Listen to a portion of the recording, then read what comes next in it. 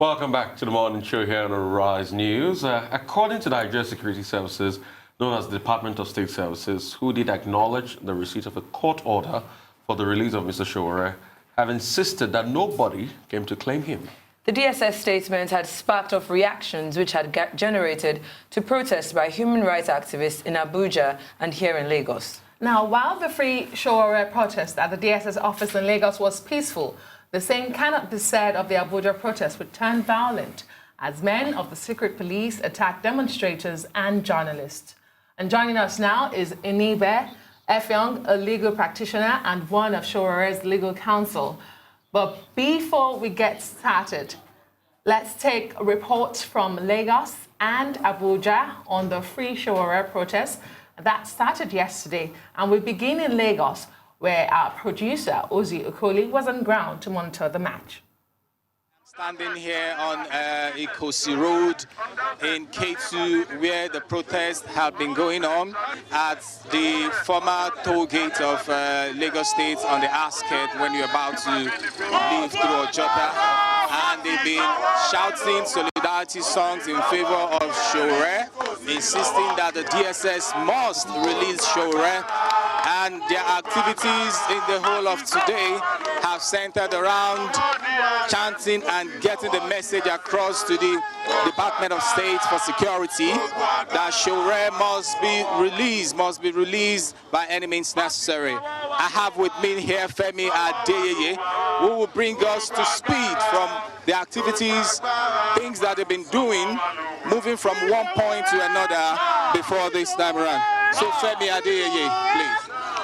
Yes, the whole Sowore matter and mandates and all other political prisoners has been an issue of travesty of justice from the beginning. From the charges that were slammed on these people, you would understand that the government has something to hide. If not, why would someone come out and expose corruption, and for that reason, you're charging that person for terrorism, for treasonable felony? That's the issue of Agbajalingo. For Sowore, calling for a protest, you're charging him for insulting the president, cyber-stalking, you're charging him for money laundering, transferring his own money from one account to another account, you're charging him also for treasonable felony. All of these things are pointing to the fact that this government is becoming more repressive by the day. And run down from how he was arrested down to this time, till the court orders that we've gotten. The court orders, the first one that was gotten from Justice Taiwo was for him to be released, just for him to drop his passports and be produced when trial starts. The second order is that the 50 million naira shorty, 100 million naira and 50 million naira. We went to court, the thing was varied to 50 and 20 million naira respectively for Sowore and mandates. Okay, so let me just find out from you. Moving out to Abuja, the capital of Nigeria, where operatives of the Department of State Services, DSS, fired live ammunition at protesters and journalists covering the peaceful protest organized by a group of concerned Nigerians who are calling for the release of detained convener of the Revolution Now movement, Mr. Omoyele Sowore. The protest which took place at the headquarters of the agency was disrupted when operatives of DSS stormed the place in a Hilux van, shouting, kill them, and brutalized journalists, including Arise cameraman, Mr. Stanley Ugochukwu. Arise News correspondent Chima Nwoko was there.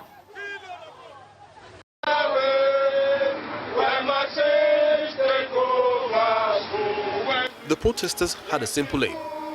They want the leader of the Revolution Now movement, Omoyele Sowore, released. But what began as a peaceful protest soon descended into bloodshed.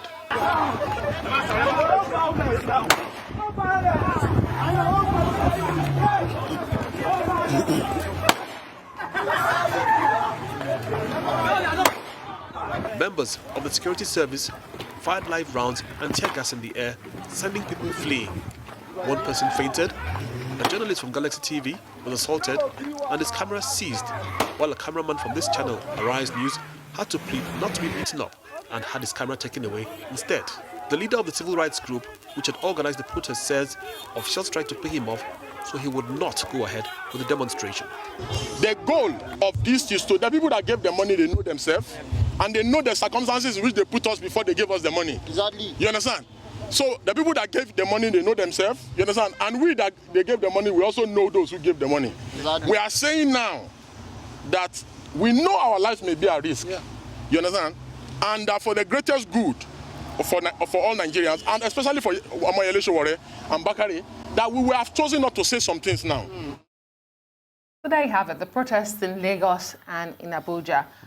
Clear contrast. While the Lagos one was peaceful, Abuja turned violent. But joining us now is Inibehe Effiong, a legal practitioner and one of Sowore's legal counsel. Thank you so much for joining us. Thank you for having me. I've asked you before if you were part of any of this protest yesterday. You said no. The DSS has refused to release Sowore. Do you think that this protest is enough to compel an agency such as the DSS that is refusing to obey court orders? What's your thought on this protest? The protest ordinarily would not have been necessary. At the SSS, I usually prefer to call them by the name by which it is established under the law. Because the name DSS, or Department of State Service, is itself an act of lawlessness. The name that the law knows and recognizes is State Security Service. And this name DSS came about when Marilyn Oga was the spokesperson of the agency. But that is beside the point. The continued detention of Mr. Sowore and Bakare is a clear reflection that the government of the day is determined, unmistakably, to conquer the Nigerian people. Those are very strong words. What do you mean by that? That is what it is. There is no other way to describe the travesty, the gross impunity, the reckless lawlessness that is going on. Note that Mr. Sowore was arrested, purportedly for planning to stage a revolution, for purportedly planning to overthrow a democratically elected government, in quote. He was detained without a court order.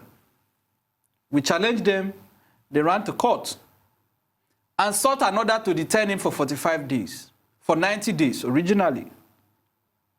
You know the law under which that application was brought? The application was brought under the Terrorism Prevention Act. The court, in its wisdom, allowed them to detain Sowore for 45 days. Under the Terrorism Prevention Act,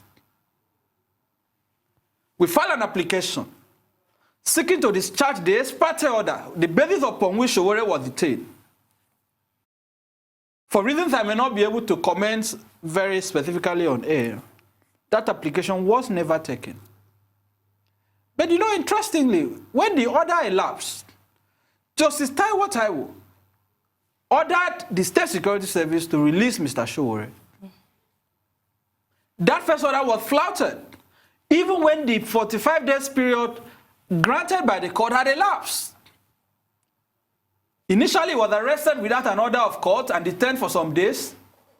He was illegally detained based on an illegal order, because as far as we are concerned, the 45 days order for his detention was obtained illegally. And when the order expired, the same judge who granted that order ordered his release. They refused to release him. They went to court to file charges. None of the charges relates to terrorism. And this is an important point that the media should help us to stress, that Mr. Sowore was arrested pursuant to the Terrorism Prevention Act. But no charge of terrorism has been brought against Sowore, meaning that the totality of his arrest and detention ab initio was unlawful. Now, you claim that this person has committed an offense. You have submitted yourself to the judicial process by filing charges for whatever the charges are worth against Sowore and Mr. Bakare. The same court, Justice Ijeoma Ojukwu, granted them bail on very stringent terms, unparalleled in a recent legal history. To the point that the learned judge said Sowore should not leave Abuja, Bakare should not leave Osogbo, not even Osun State. Sowore was able to satisfy all the requirements. After he had gone back to court, you know. To ask for variation. To ask for variation. Now, on the 6th of November, the same judge who granted the bail, the same judge who varied the bail conditions, signed a release order directing the DSS to release Mr. Sowore and Mr. Bakare. I accompanied the bailiff of the court to the SSS or DSS headquarters. They said, no, we have closed. We cannot receive process by this time. What an embarrassment. Note, Sowore was abducted. And I use the word abducted deliberately because it wasn't an arrest. Abducted from his residence in Lagos at about 2 a.m. Now, the same agency claimed they cannot collect or receive court process at about 4:30 p.m. What time does that agency normally close? An agency cannot close. A security agency cannot close. So you are, because another point... It's like saying that a hospital has closed. It's an essential another point service. you're making is that nobody has come to collect Sowore. But I'm glad that you are the man here sitting in front of me that went there to say, okay, these are the terms, bring Sowore to me. And they said, no, we have closed for the day. Because that's one of their strong points. They said, nobody has come to collect Sowore. The Jadiyodu went with all the protesters and said, okay, we are here to collect Sowore. But they say, no, nobody. It's not a working day. We'll take your thoughts after this quick commercial break.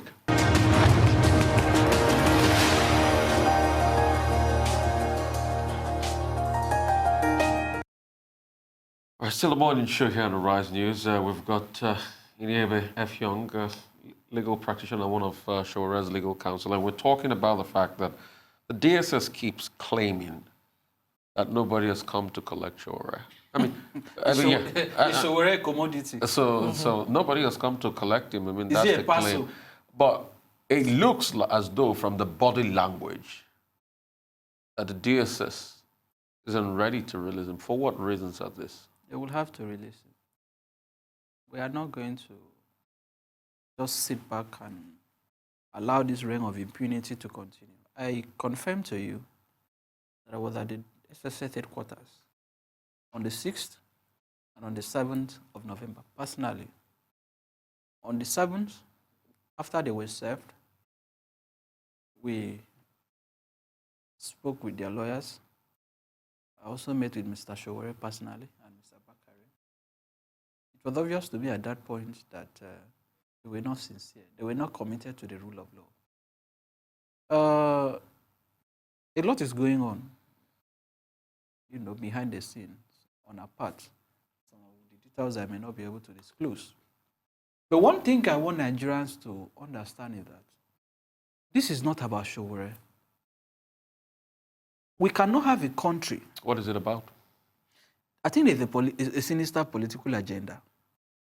The government is using Sowore to register something on the mind of Nigerians, about what is to come. So that what is this? Whoever wants, I don't know what it is, but the signs are clear. What are the signs? You can't have this reign of impunity. You cannot have journalists being assaulted for carrying out their constitutional responsibilities. You cannot have a National Assembly that has not been able to pass the Whistleblower Act Protection Bill, suddenly introducing a bill to regulate social media, suddenly prescribing or recommending death penalty for hate speech.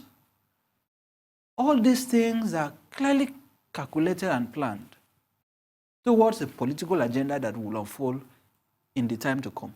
But on Sowore's case, I am really troubled. Not because Sowore is suffering, but because I don't know whether Nigeria will survive this administration. Look. Those are very hard statements. But we have to say it the way it is. Statements. We have to say these things the way it is. The State Security Service, under the National Security Agencies Act, is directly under the command of the president, not any minister. President Buhari has direct control over the SSS. So nobody can tell me, nobody can convince me that this cycle of reckless impunity can continue without the imprimatur of the president. I beg to differ. But the president is not in the country. The president is aware. I'd like to come in here. Like you've rightfully, spoken about this. Within 1 week, we're seeing 2 bills being passed to regulate hate speech, with the most recent being the National Commission for Prohibition of Hate Speech. Now, how do you reckon that this is connected back to the Sowore case? No, it is connected. Secondly, I also want to know about Sowore's, state of mind and state of being. We are aware that he said that he was going to go on a hunger strike. He stopped coming down to collect food. I'm a bit concerned about his health and his safety because he's the figure point for all of this that is going on. If anything happens to him, then this in itself will escalate.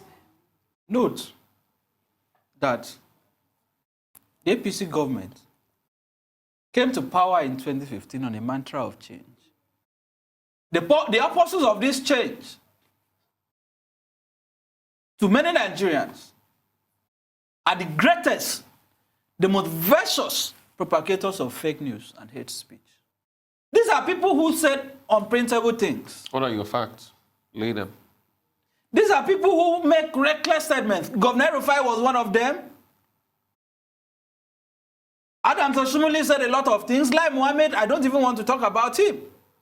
And today, suddenly, at a time that the country is the poverty capital of the world, at a time that this administration has not been able to address the issue of unemployment, at a time that fiscal and monetary policies are neither here nor there, at a time that the country is basically ungoverned because you have a transparent president today.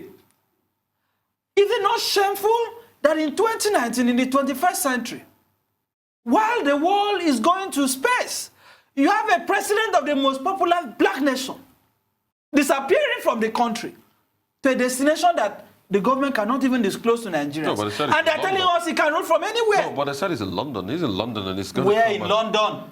Nigerian house. What is he doing in London? Just a Welby. What is he doing in London? The private visit. Is the British Prime Minister in Nigeria?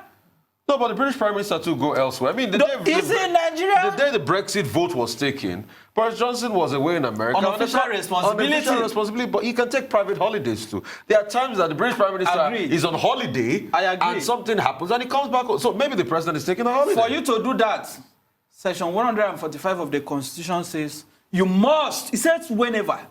It doesn't say 21 days after. So any moment the president leaves Nigeria, he must transmit a letter to the National Assembly. So that we don't take the conversation away from what it is, let's go back to Sowore. Do you think that the DSS is planning to keep him till trial begins? Because we do know trial is next month. And how will that impact the trial set for December 5? Look, a lot of aberration has taken place in this trial. On the last day we were in court, we got to court. I was there personally. We saw equipment being brought to court. Behind our back, they claimed they were going to shield and mask witnesses without a formal application to the court. And they had already concluded the arrangement to have a secret trial behind our back. So when they say, oh, that we have a case in court, we are ready to confront them. We are not afraid of the case in court. But what we are saying is that you cannot try them outside the law. If the court has ordered their release upon the perfection of their bail conditions, on what basis are you detaining them? What they are telling us is that Nigeria is a banana republic. You cannot have this in a sane country. Have you gone back to court, to seek redress to say the DSS has refused to grant this bail conditions? And like I said, what implication is this refusal to release Sowore having on that trial? We're initiating contempt proceedings against the Director General of the SSS for him to come and show cause why he should not be committed to prison or to correctional service, as it is called now.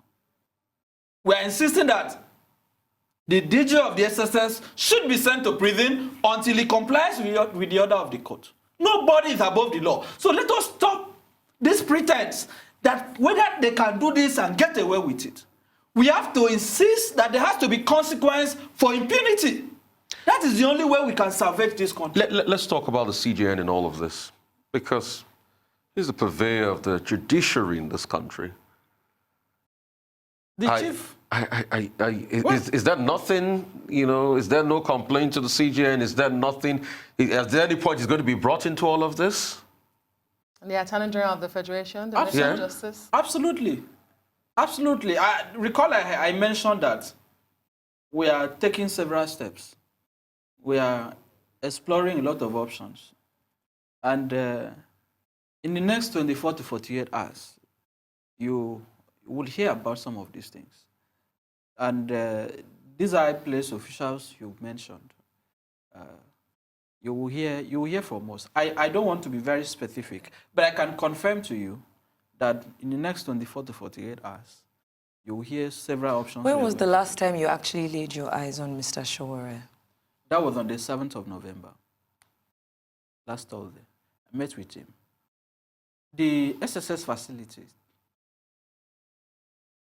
is not a place for human beings to be kept without justification. Before Sowore was arraigned in court, he hadn't seen the sun for one day. Sowore is being kept in solitary confinement. No access to telephone, no TV, no newspaper. He can even barely exercise.